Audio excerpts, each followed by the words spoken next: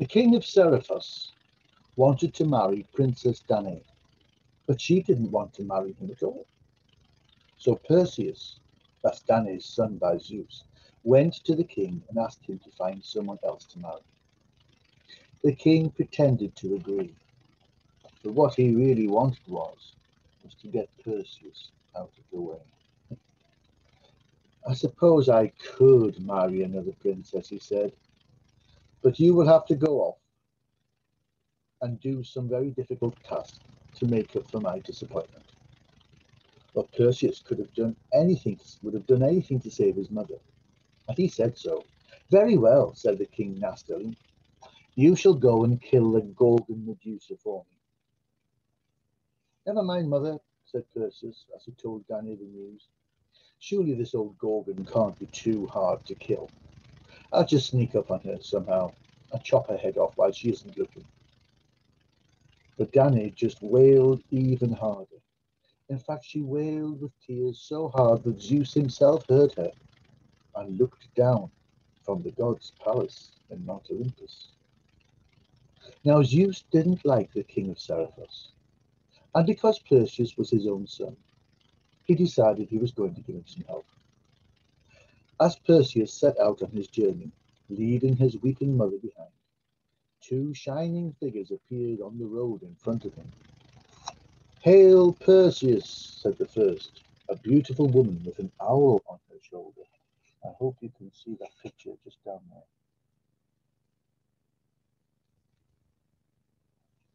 Hail, Perseus, said the first, a beautiful woman with an owl on her shoulder.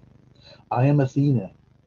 And she gave him a magic shield, all polished like a mirror. Hail, Perseus, said the second, a cheeky-looking youth, with a winged hat on his curly head and winged sandals on his feet. I am Hermes. And he handed Perseus a magical sword with the words, hard as a diamond though it be, the hardest thing can be cut by me, engraved on its blade. These will help you against the Gorgon Medusa, said Hermes. But you need 3 more magical things if you're going to succeed, and they are held by the nymphs of the north. The only people who know where their house is are the 3 grey women, who are Medusa's sisters. If you come with me and do just as I say, I can trick them into telling you the way. Perseus was so amazed by his good luck that he just stood there with his mouth open.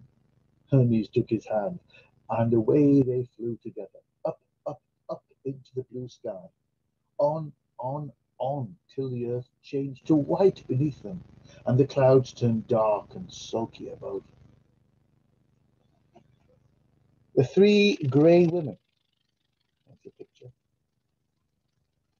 The 3 grey women were quarrelling when Perseus and Hermes landed behind their hut at dusk.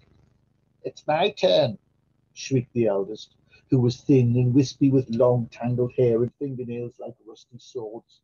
Now mine, screeched the middle sister, who was dumpy and bedraggled with ears like slimy grey slugs.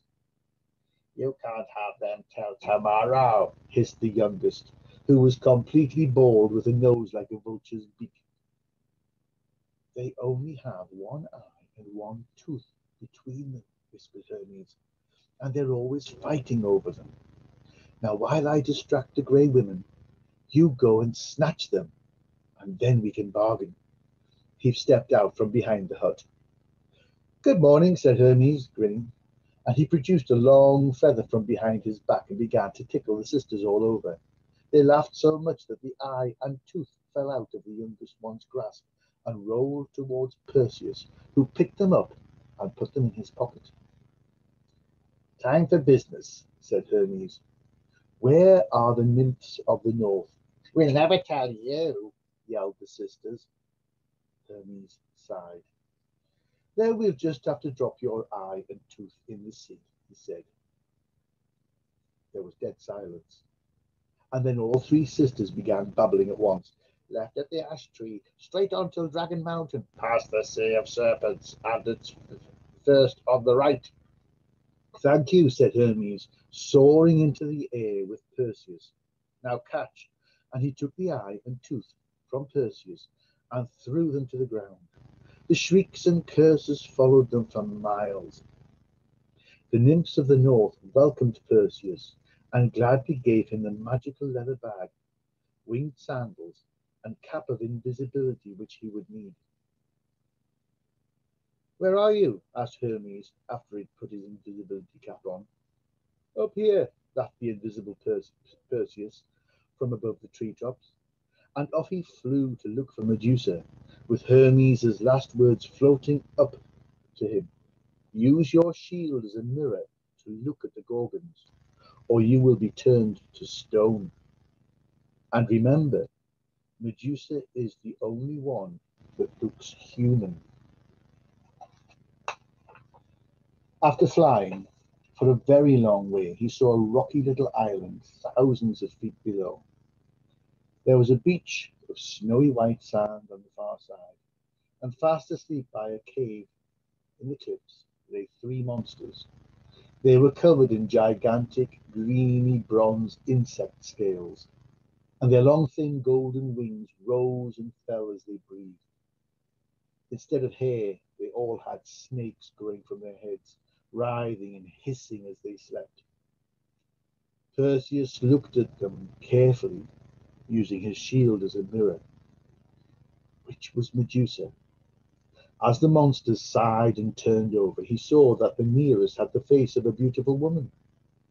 Perseus landed softly and raised his sword, taking careful aim in the mirror. The sword snickered through the silent air and cut down to the sand beneath, as Medusa's head rolled off her shoulders and landed with a thump at his feet.